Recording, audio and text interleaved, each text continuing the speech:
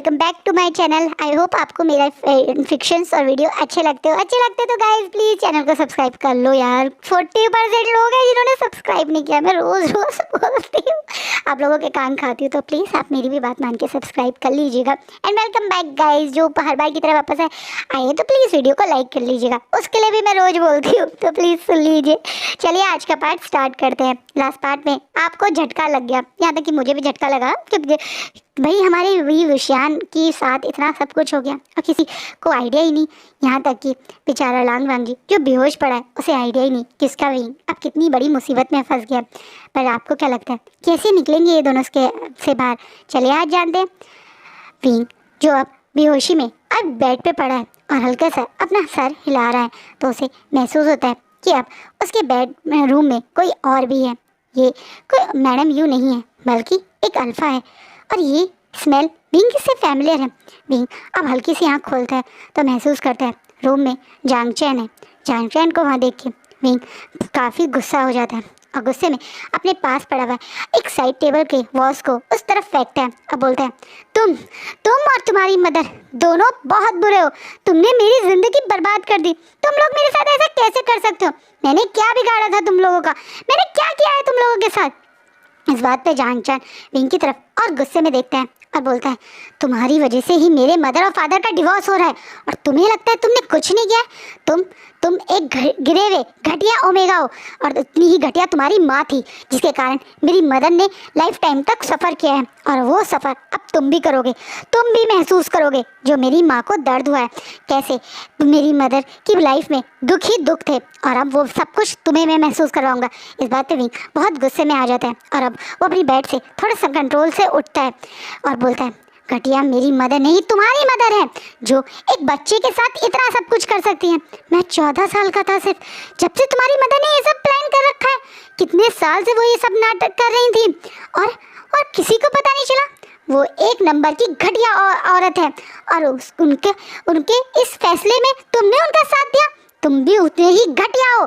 Wing अब गुस्से में बोलता है। इस बात पे जंचा को इतना गुस्सा आता है कि वो सीधा विंग की गर्दन ही पकड़ लेता है और अब वो उसे चोक कर रहा है और गुस्से में बोल रहा है, सच कहूँ मेरा मन तो तुम्हें अभी ख़त्म करने का कर रहा है, लेकिन नहीं, मैं ऐसा नहीं करूँगा क्योंकि जो मेरी मदर ने तुम्हारे लिए सोचा है वो ही तुम्हारी सही पनिशमेंट है। ज़िंदगी भर तक अब तुम इस कमरे में कैद हो और तुम कुछ नहीं कर सकते हो।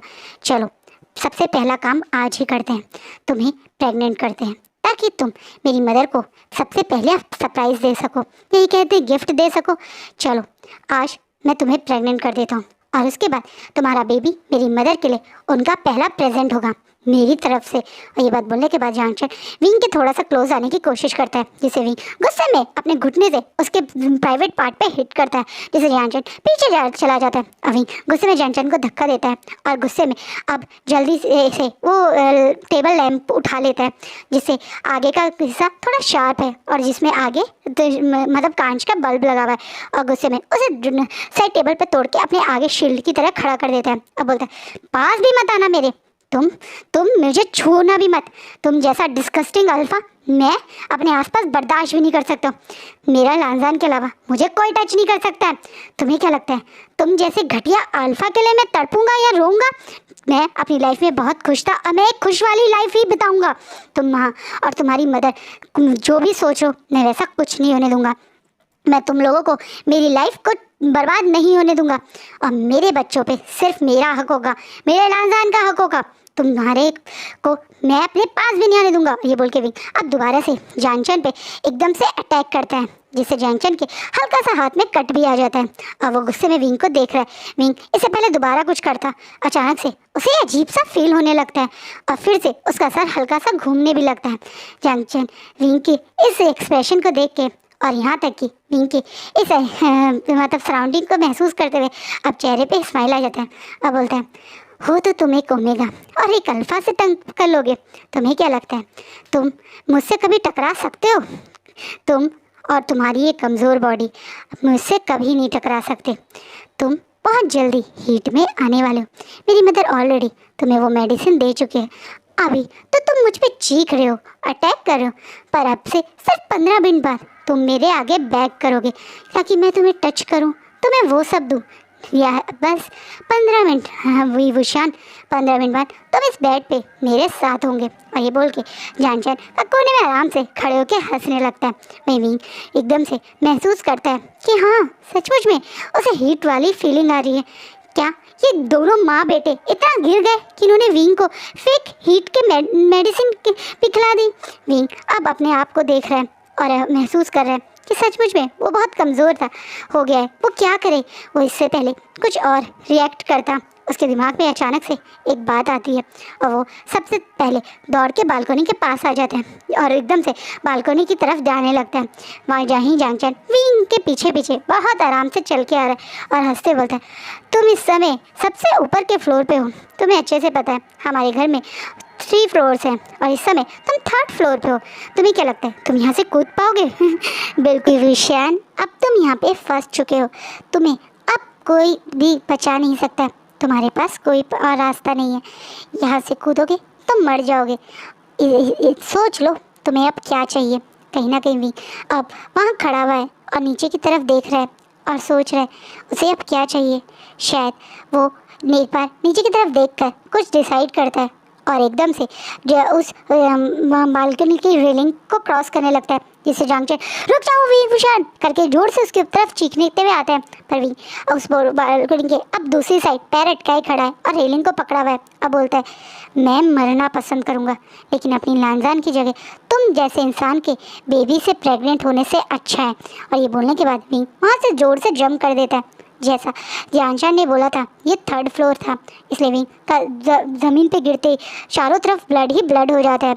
विंग जैसे मैंने बोला एक्स्ट्रा ऑर्डिनरी दिमाग है, उसने कूदने से पहले एनालाइज कर लिया था कि नीचे मिट्टी है, गीली मिट्टी। ये एक गार्डन के बैक साइड वाला रूम था और इस समय यहाँ पे शायद पौधों को पानी दिया गया होगा, इसलिए नीचे सिर्फ मिट्टी थी, वो भी गीली मिट्टी। इसलिए विंग को आइडिया था कि वो मरेगा तो नहीं। हाँ उसके हाथ पैर टूट जाएंगे, उसके बहुत ज़्यादा चोट लग जाएगी जो उसको सचमुच में लग भी गई, लेकिन मरने के चांसेस तो नहीं है।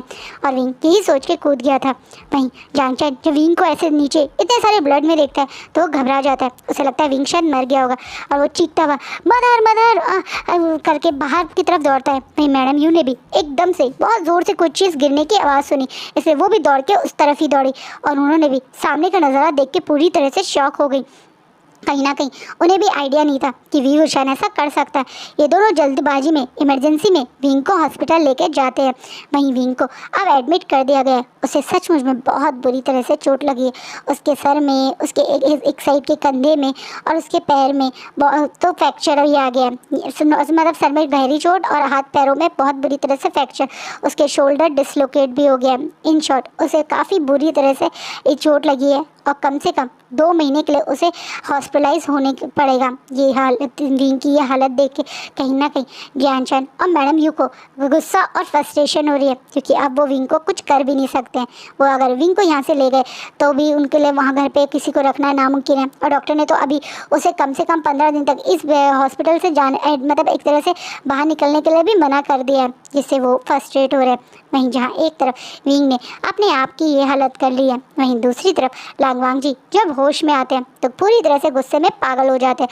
वो गुस्से में होश में आते उस रूम को पूरी तरह से बर्बाद कर देता है। सारा सामान जोर जोर से फेंक फेंक के तोड़ देता है, जिससे कहीं ना कहीं सारे के सारे लैन फैमिली के मेंबर समझ जाते हैं कि लांगवांग जी को होश आ गया और इसलिए वो सारे लैन मतलब मेंबर्स वांग जी के रूम की तरफ दौड़ पड़ते हैं। जैसे ही वांग जी रूम का डोर खुला हुआ देखता है तो सामने के लोगों को देख के तुरंत बोलता है, मुझे किस रूम में लॉक किसने किया था, चीख कर पूछता है। जिससे अब ग्रैंडफादर आगे आते हैं और बोलते हैं, अपने आप पे कंट्रोल करो लांगवांग जी, मैंने तुम्हें लॉक किया था और तुम अब ऐसे ही लॉक रहोगे।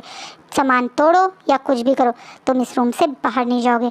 मैं ज़रूर इस रूम से बाहर जाऊंगा, मैं इस कंट्री से बाहर जाऊंगा और मैं देखता हूँ इस बार आप मुझे कैसे रोकेंगे।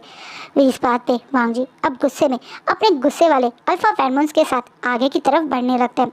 कहीं ना कहीं वांग जी एक ट्रू ब्लड अल्फा है और उस पर कंट्रोल करना कितना हार्ड है ये बात ग्रैंडफादर जानते हैं, इसलिए वो थोड़ा सा वांग जी पे चीख के बोलते हैं, कंट्रोल करो लांगवांग जी और हिम्मत भी करना अपने अल्फा फेरोमोन से मुझ पर कंट्रोल करने की।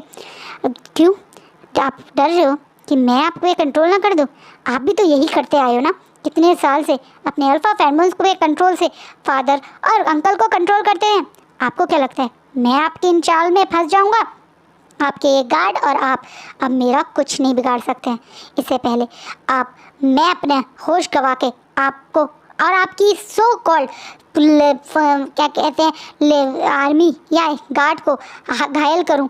जल्द से जल्द मेरा रास्ता क्लियर कीजिए। मुझे मेरे विंग के पास जाना है। मैंने उससे कितने दिन से बात नहीं की है। आपके कारण मैं इस ड्रग्स में था, लेकिन वो कितना परेशान होगा और मैं उसके पास ज़रूर जाऊंगा। इस बात पे अब एकदम से कुछ गार्ड्स वांग जी की तरफ आते हैं और मतलब उस ग्रैंडफादर गुस्से बोलते हैं ऐसा तो मैं होने नहीं दूंगा। लेकिन इस बार वांग जी को ये गार्ड कुछ नहीं कर पाते हैं, क्योंकि वांग जी पहले से ही अपने एक्स्ट्रा एक्टिव मोड में था। पिछली बार वो थोड़ा कंट्रोल मतलब शॉकिंग स्टेज में था, लेकिन अब वो पूरे अटैकिंग मोड में है।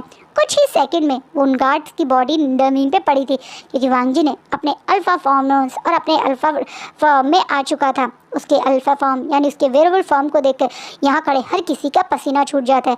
वांग जी का वेयरवुल्फ बहुत स्ट्रॉन्ग और बहुत बड़ा है, इतना बड़ा कि अगर वो अटैकिंग मोड पे आ जाए तो बड़े से बड़े आदमी का वहीं काम ख़त्म कर दे। यहाँ तक कि अब तो ग्रैंडफादर के भी पसीने छूटने लगे वांग जी को देख के। इसलिए वो आगे की तरफ वांग जी की तरफ फिर भी कोशिश करते हैं। वांग जी शांत हो जाओ और मेरी बात सुनो। मैं तुम्हारी फैमिली या तुम्हारे फैमिली के किसी भी पर्सन को क्यों हार्म पहुंचाऊंगा? तुम मेरे ग्रैंडफादर सन हो, मैं तुमसे प्यार करता हूँ, इसलिए मैंने ये डिसीजन लिया। वांग जी शांत हो जाओ। वांग जी जो गुस्से में वो अपने ग्रैंडफादर पे अटैक करने ही वाला था, जब तुरंत उसकी मदर और उसका ब्रदर बीच में आ जाते हैं और अपने अपने फेरोमोन्स वांग जी पे रिलीज़ करने लगते हैं। वहीं वांग जी के ब्रदर वांग जी को एग्रेसिव साइड से कम कर रहे हैं। वहीं कहीं ना कहीं वांग जी की मदर के काम फार्मर्स वांग जी को थोड़ा काम कर रहे हैं। धीरे धीरे वांग जी थोड़ा काम भी होता है और वो ह्यूमन फॉर्म में आ जाता है, जिसे अब एक दौड़ के वांग जी के ब्रदर और मदर उसे पकड़ लेते हैं। अब बोलते हैं वांग जी शांत हो जाओ, तुम उन्हें नहीं मार सकते, वो तुम्हारे ग्रैंडफादर है, तुम उन्हें घायल कर चुके हो। अब अपने ऊपर कंट्रोल करो। वांग जी आई नो तुम अपने मेड के लिए पागल हो रहे हो, पर तुम्हारा मेड तुमसे बहुत बातें छुपाता था। उसने तुम्हें चीट किया है, उसने तुम्हें अपना सच नहीं बताया। तुम्हारे ग्रैंडफादर गलत नहीं है वांग जी। कहीं ना कहीं अब वांग जी की ब्रदर और मदर जो शायद विंग की साइड अब थोड़ा सा एक होता है ना कि जब वो ऑलरेडी कॉन्ट्रैक्ट में है और इस टाइप के कॉन्ट्रैक्ट में है तो उन्हें भी डाउट हो रहा है, इसलिए वो वांग जी को शांत करने की कोशिश कर रहे हैं। कहीं ना कहीं वांग जी इस चीज़ से शांत होकर अपनी मदर और फादर को देखता है और साथ में अपने ब्रदर की तरफ थोड़ा गुस्से में देखता है और बोलता है आप ये क्या बोल रहे हैं? विंग कभी मुझे चीट नहीं कर सकता। विंग ने कभी कुछ गलत नहीं किया है। वो मैं था जो विंग को पसंद करता था। विंग ने मुझसे कुछ नहीं छुपाया, उसने मुझे अपनी पास्ट के बारे में सब कुछ बताया था। और मैं आपसे कह रहा हूँ ना, विंग मेरा मेट है, तो आप लोग विंग को मेरे बीच में नहीं आ सकते हैं। वांग जी गुस्से में अब सब लोग वांग जी को शांत करने के लिए बोलते हैं ठीक है वांग जी, हम तुम्हारी बात सुनेंगे, पहले तुम शांत हो जाओ, कुछ खा लो, हम सब लोग बैठ के आराम से बात करते हैं। इस तरीके से अटैक करना, एक दूसरे को घायल करना ठीक नहीं है। और ये बात बोलने के बाद अब वांग जी का ब्रदर अपने फादर की तरफ देखता है और अंकल की तरफ देखता है और बोलता है आप भी प्लीज़ ग्रैंडफादर को ट्रीट कीजिए, उनके वो जो घायल हुए उनकी ट्रीटमेंट कीजिए। हम सब लोग एक साथ बैठ के शांति से बात करते हैं। ऐसे एक दूसरे को अपनी फैमिली को हार्म करके कुछ नहीं होगा। वांग जी हम सब तुम्हारी बात सुनेंगे और तुम भी वादा करो तुम हम सब की बात सुनोगे और समझने की कोशिश करोगे। कहीं ना कहीं वांग जी भी जानना चाहता है कि उसकी वो फैमिली जो अभी कुछ घंटे पहले तक तो उसके इतने सपोर्ट में थी, उसके अंकल उसके ब्रदर इतने खुश थे विंग के साथ उसके रिलेशनशिप को लेकर, अचानक से ऐसी बातें क्यों कर रहे हैं, वो भी इसलिए जानना चाहते हैं। ठीक है ब्रदर बोलता है। अब ये सब लोग सब सफाई वफाई करके एक दूसरे के जो घायल हुए हैं इलाज करके वांग जी की मदर वांग जी को थोड़ा बहुत खिला के अब बड़े से डाइनिंग रूम में बैठे हुए हैं, जहाँ पे वांग जी के ग्रैंडफादर अब गुस्से में वांग जी को घूर रहे हैं और वांग जी भी गुस्से में अपने ग्रैंडफादर को घूर रहे हैं। वहीं बीच में बैठे हुए सारी फैमिली इन दोनों को देख रहे हैं। अब वांग जी की ग्रैंडफादर बोलते हैं क्यों वांग जी, अब थोड़ा गुस्सा तुम्हारा शांत हुआ, अब तुम होश में हो, सुनने और समझने की शक्ति है तुम्हारे अंदर। मैंने कहा ना मैं ठीक हूँ। आप मुझे बताइए आप मेरे विंग के बारे में मुझे क्या बताना चाहते हैं? यही कि वी वुशान एक बहुत तेज़ आदमी है। उसने ऑलरेडी एक कॉन्ट्रैक्ट करा हुआ था अपनी फॉस्टर फैमिली से और उनके वो पैसे लेके यहाँ से भाग गया है। लंदन में वो यहाँ से भाग के गया था, सबको बिना अपना सच बताए या झूठ बोल के। ये ऐसा नहीं हो सकता। विंग कभी ऐसा नहीं कर सकता। वांग जी थोड़ा स्ट्रांगली बोलता है। अब वांग जी के ग्रैंडफादर गुस्से में बोलते हैं, तुम्हें क्या पता वो कैसा आदमी है? उसने कॉन्ट्रैक्ट किया था कि वो अपनी फॉस्टर फैमिली को उन बर्थ को कुछ बच्चे बर्थ देगा, वो एक सैरोगेटेड मदर की तरह रहेगा, यानी वो उस फैमिली को बेबीज देगा। और इसके लिए उसने इतना बड़ा अमाउंट 10 मिलियंस का कॉन्टैक्ट किया है अपनी फॉस्टर फैमिली से, और वो पहले ही पैसे लेकर उन्हें बिना कोई बच्चे दिए यहाँ से भाग गया। और तुम्हें लगता है वो एक अच्छा ओमेगा है? वो एक कैरेक्टर लेस ओमेगा है जो पहले से ही अपने बच्चों का सौदा करे। वो कैसे एक अच्छा कैरेक्टर का हो सकता है? बस कीजिए, आप विंग के बारे में झूठ पे झूठ बोले। विंग ने ऐसा कुछ नहीं किया होगा, और मैं विंग को अच्छे से जानता हूँ। वो अपनी फैमिली को लेके बहुत सेंसिटिव था। उसे बचपन से कभी फैमिली का प्यार नहीं मिला, उसकी खुद की फैमिली नहीं थी, और इसलिए वो अपनी फैमिली बनाने के बारे में जब भी सोचता था वो कितना इमोशनल हो जाता था। मैंने उसकी आंखों से देखा है। वो हमेशा अपने बेबीज़ होंगे उनके साथ कैसे एक हैप्पी लाइफ बिताएगा, कैसे उसका छोटे से घर में वो उसका अल्फा और उसका बेबी होगा। जब वो ये बातें करता था मैंने उसकी आंखों में वो चमक देखी है। वो कैसे अपने बच्चे को किसी और को दे सकता है? ये सब एक झूठ है जो आप मुझे से विंग को दूर करने के लिए बोल रहे हैं। नहीं वांग जी, ग्रैंडफादर जो बोल रहे हैं वो सच है। मैंने खुद पता किया है, और सचमुच में विंग के ऊपर केस चल रहे हैं, फॉर्जरी के केस। उसने सचमुच में इस टाइप का कॉन्ट्रैक्ट साइन किया है, और उसके बाद वो यहाँ से गया भी है बिना उन फैमिली को इन्फॉर्म किए। ये बातें सच हैं। विंग के बारे में ये बात सुन के वांग जी अपने ही शौक में था। तभी रूम की उस हॉल के और उनके बंगलों के अंदर कुछ लोग एंट्री करते हैं, और उनमें से एक पर्सन तेज़ आवाज़ में बोलता है, ये आधा सच है, क्योंकि पूरा सच तो पूरा वर्ल्ड जानता ही नहीं जो हम जानते हैं। कहीं ना कहीं अब ये बात सुन के जैसे ही सब लोग पीछे मुड़ते हैं कि किसकी आवाज़ है, तो देख के शॉक हो जाते हैं, खासकर वांग जी और शिचेन, क्योंकि वांग जी और शिचेन इन लोगों को जानते हैं। ये कोई और नहीं बल्कि नी हुसैन, नी मिंजे, शाओ शिनचैन और शुयांग थे। ये चारों यहाँ पे इस समय चाइना में। ये देख के वो लोग भी शौक है। वहीं अब नी मिंजे आगे आते हैं और बोलते हैं, शिचेन ये आधा सच है जो तुम और बाकी सब लोग जानते हैं, क्योंकि पूरा सच तो मुझे भी नी हुसैन ने बताया। आधा सच? अब ये बात सारे लोग एक साथ बोलते हैं, हाँ जितनी भी आपको बातें पता है वो एक सिर्फ आधी सच है। जो आपने सिर्फ आसपास से या जो आपको कोर्ट से या पुलिस से पता चला वो इन्फॉर्मेशन है, पर असलियत में ये एक बहुत बड़ी कॉन्स्पिरेसी है, एक बहुत बड़ी चाल है जिसमें विंग को फंसाया गया है। अब अचानक से कहीं ना कहीं विंग को के साथ कुछ गलत हुआ है। ये सुन के वांग जी तुरंत अब अपनी जगह से आगे आता है और वहाँ नी हुसैन के पास आता है। क्या पता है तुम्हें, और क्या किसने फंसाया नी हुसैन विंग को? अगर मैं अपने मुँह से बोलूँगा तो आपको शायद मेरी बातों पर भरोसा ना हो, इसलिए आप सब लोग ये रिकॉर्डिंग सुनिए। और ये बात बोलने के बाद नी हुसैन वो रिकॉर्डिंग प्ले कर देता है। ये रिकॉर्डिंग वही कॉल है जब नी हुसैन ने विंग को कॉल किया था और विंग के हाथ से फ़ोन नीचे गिर के गया था। तब नी हुसैन ने वो फ़ोन कॉल कट नहीं किया था, बल्कि उसने मैडम यू और विंग की सारी बातें सुनी, क्योंकि वहाँ नी हुसैन को अधिकतर जब वो केस लड़ता है तो थ्रेटन कॉल्स और ये सब आता है, तो इसी कारण उसने एक कॉल रिकॉर्डर अपने फ़ोन में इंस्टॉल करा हुआ है, और उसकी उस कॉल रिकॉर्डर में उस दिन की वो सारी बातें रिकॉर्ड हो गई। जैसे जैसे ये सब लोग बातें सुन रहे हैं, इन सब की आंखों में गुस्सा उतरता आ रहा है। विंग का तो पूरी तरह से गुस्से में मुंह लाल हो गया, क्योंकि कहीं ना कहीं मैडम यू ने किस तरीके से एक 14 साल के बच्चे को इस तरीके से कॉन्ट्रैक्ट के लिए पहले अपने घर लाई, उसके बाद जानबूझ के अपने बेटे के साथ उसका रिलेशनशिप करने की कोशिश की, कैसे वो उसे एक कॉन्ट्रैक्ट में बांध दिया, और कैसे उसे अब अपनी लाइफ टाइम तक अपने पिंजरे में बंद करने वाली बातें कर रही हैं। वो सब कुछ नी हुसैन ने सुना। जब मैडम यू ने वो फ़ोन उठाया तो नी हुसैन ने तब वो फ़ोन काटा, क्योंकि वो समझ गया था कि मैडम यू के चालने से क्या वो फ़ोन के पास आ रही हैं, अदरवाइज मैडम यू को शायद ये कॉल के बारे में पता ही नहीं होगा। और वो नी हुसैन ने ये रिकॉर्डिंग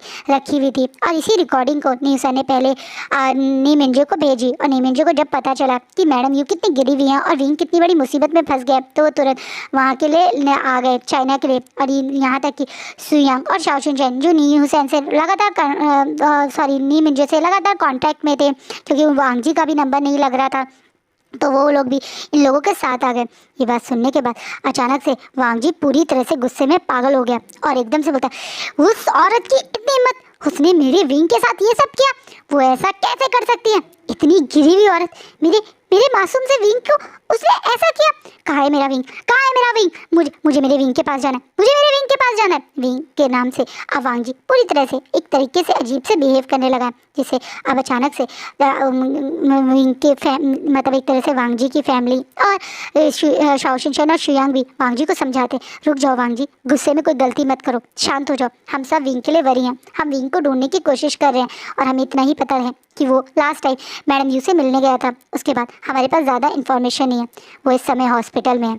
अचानक से एक पीछे से आवाज़ आती है, ये कोई और नहीं बल्कि आप ग्रैंडफादर हैं, जिसकी तरह सब लोग मुड़ के देखते हैं। आप ग्रैंडफादर बोलते हैं, जब से विंग चाइना में आया है मेरे एक गार्ड उसे फॉलो कर रहे हैं और कल वो हॉस्पिटलाइज हुआ है, मुझे पता चला है वो इस समय चाइना के सिटी हॉस्पिटल में एडमिट है। ये बात सुनकर भी यहाँ सब लोगों को बहुत बड़ा शौक लगता है और विंग कि हॉस्पिटल में ये सुन के तो वांग जी के दिल में इतनी ज़ोर से दर्द होता है कि वो वहाँ रुक ही नहीं पाता है और जल्दी से वहाँ से दौड़ पड़ता है।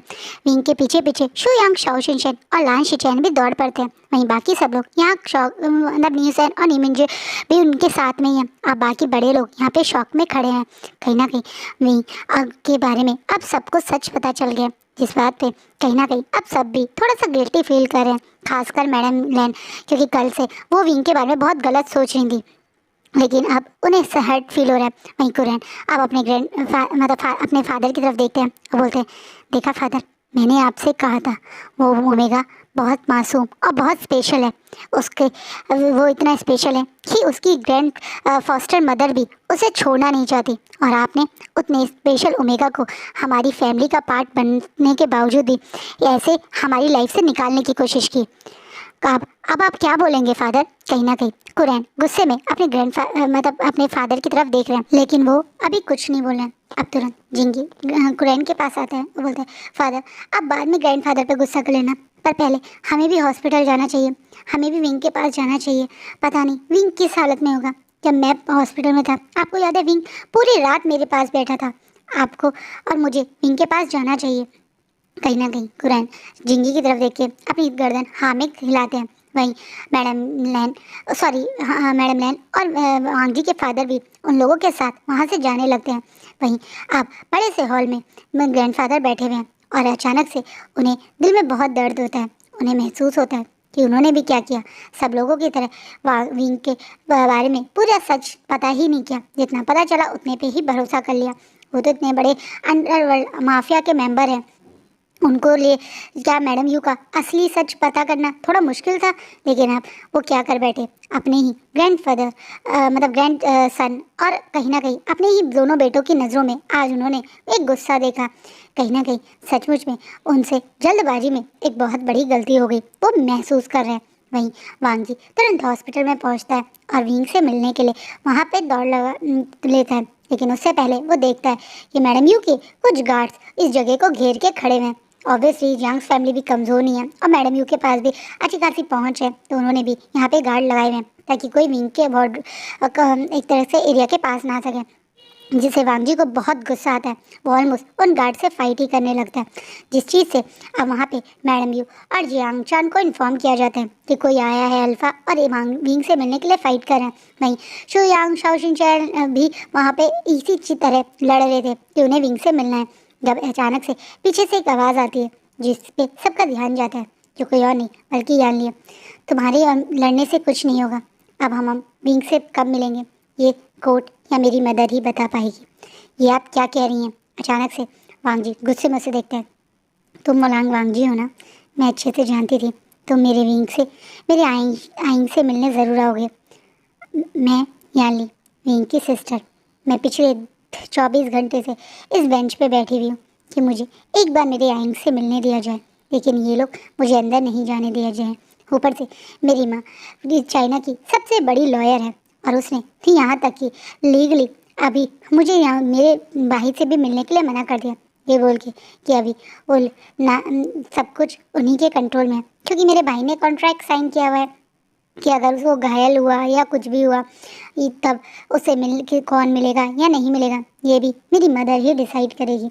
सचमुच में मेरे आइन की ज़िंदगी को मेरी मदर ने पूरी तरह से अपने कंट्रोल में कर दिया है।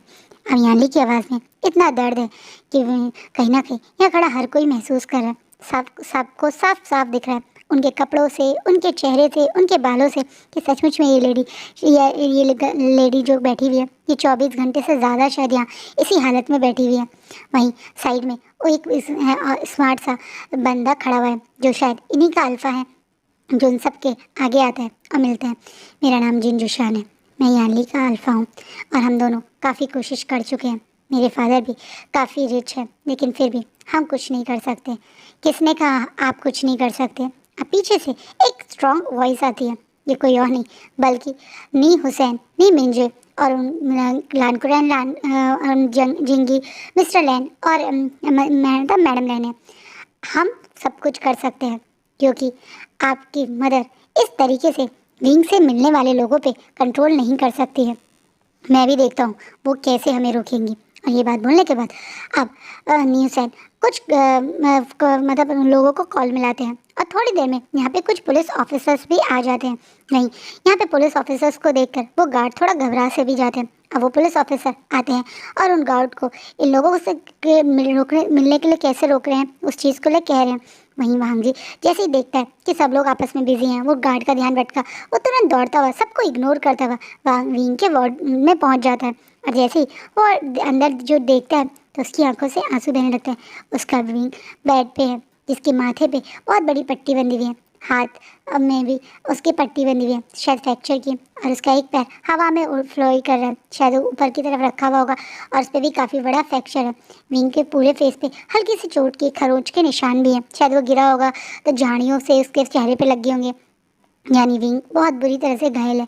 विंग वो तो किस्मत अच्छी थी कि वो जगह मिट्टी की थी, गीली मिट्टी थी उस जगह, तो उसका सर नहीं फूटा, वरना शायद अब तक विंग मर भी चुका होता। जिस हिसाब से वो इतनी ऊंचाई से कूदा था, कहीं ना कहीं विंग की इस हालत को देखिए अवांग जी विंग के बिल्कुल पास बैठता है और बहुत प्यार से विंग के डरते हुए मतलब घबराते हुए चेहरे को हल्का सा टच करता है। उसे इस समय ये टच भी बहुत डरते हुए और घबराते हुए ही कर रहा है क्योंकि वो जानता है पर विंग को इस समय बहुत ज़्यादा बॉडी एक होगा और कहीं वो विंग की किसी मतलब ना घायल है हिस्से को टच ना कर दे जिससे विंग को दर्द हो। और बहुत प्यार से विंग के फेस को टच कर देता है। विंग, ओमेगा अपनी आँख खोलो, अब तुम्हारा अल्फ़ा तुम्हारे पास आ गया। मेरे होते हुए अब तुम्हें कोई टच नहीं कर सकता, कोई तुम्हारे साथ गलत नहीं कर सकता। तुम अकेले नहीं हो विंग, तुम्हारी फैमिली, तुम्हारे फ्रेंड्स सब लोग यहाँ हैं और अब वो लोग तुम्हारे साथ कुछ गलत नहीं होने देंगे। ये बोलने के बाद वांग जी बहुत प्यार से विंग की हल्के से माथे पे किस करता है, उतने धीरे से ये कर रहा है कि शायद विंग को ज़रा सा भी महसूस ना हो। वहीं विंग जो शायद बहुत टाइम से बेहोश था, बेहोश होने का नाटक कर रहा था या वो दवाइयों के असर में था, लेकिन उसे आसपास की कुछ आवाज़ें आ भी रही थी। जब वो अपने अल्फ़ा के फेरोमोन्स अपने सराउंडिंग में फील करता है, वांग जी की आवाज़ को फील करता है, तो वो हल्के से आँख खोलता है और सामने वांग जी को देख के रोने लगता है। वहीं वांग जी विंग को होश में देख के बहुत खुश होता है और बहुत प्यार से उसके आंसुओं को पूछता है और बहुत प्यार से उसके फेस को अपने दोनों हाथों से पकड़ के बोलता है, बिल्कुल मत रो तुम, ये आंसू बहुत कीमती है और तुम्हें ये आंसू किसी भी वर्थलेस इंसान के ऊपर वेस्ट करने की ज़रूरत नहीं है। तुम्हारे आंसू और तुम बहुत इम्पोर्टेंट हो मेरे लिए और मैं इन्हें बिल्कुल भी किसी के ऊपर वेस्ट नहीं होने दूँगा। और ये बात बोलने के बाद भी अब थोड़ा सा अपनी लड़खड़ाती हुई आवाज़ में, जो शायद उसका गला ड्राई है क्योंकि उसने बहुत देर से वो बेहोश है इसलिए थोड़ी ड्राई ही है, अल्फ़ा लांसन, ये तुम हो ना, तुम हो ना, ये मेरा ड्रीम तो नहीं है। वांग जी से विंग शायद कंफर्म करना चाहता है कि वो उसके पास है क्योंकि उसे तो वो अब लग रहा था कि उसकी लाइफ अब उसके हाथ से बिल्कुल बाहर जा चुकी है। कहीं ना कहीं उसे किसी भी चीज़ पे अब ट्रस्ट ही नहीं हो रहा है, इसलिए वांग जी अब बहुत प्यार से विंग के उस अल्फ़ा बाइट जहाँ पे वो देते हैं उस जगह को देखते हैं क्योंकि वहाँ भी चोट नहीं लगी और बहुत प्यार से उस जगह को टच करते हैं और बोलते हैं, क्या तुम्हें अपने अल्फ़ा के पास होने का महसूस नहीं हो रहा है? कहते हैं मार्क ओमेगा तो अपने अल्फ़ा की फेरोमोन्स का बहुत दूर होते हैं तभी महसूस कर लेते हैं। क्या तुम्हें मैं पास हूँ महसूस नहीं हो रहा विंग? इसे विंग अब अपनी आंखों से आंसू बहते हुए शायद ये महसूस कर रहा है कि हाँ वो उसका अल्फ़ा ही है। और आज का पार्ट यहीं रुकता है, कल देखेंगे क्या होगा जब लांग वांग जी और मैडम ये एक दूसरे से टकराएंगे। और अब तो विंग के सपोर्ट में उसके फ्रेंड्स और यहाँ तक कि उसकी वो फैमिली जो उसे अपना मानती है वो आ चुकी है। अब आगे स्टोरी में क्या होगा वो आप नेक्स्ट पार्ट में ज़रूर देखने आना। आई होप आपको आज का पार्ट अच्छा लगे। कैसे लगे प्लीज़ कमेंट में ज़रूर बताइएगा। आपके कमेंट मुझे सच्ची में बहुत ज़्यादा मोटिवेट करते हैं। आपके प्यारे प्यारे कमेंट की वजह से मुझे इतना मेरा दिन बन जाता है, इतना अच्छा लगता है, मैं बता नहीं सकती हूँ। तो प्लीज़ कमेंट करके मुझे सपोर्ट ज़रूर दिया कीजिए, लाइक भी कर दीजिएगा। And now thank you so much for your love and support and bye, take care.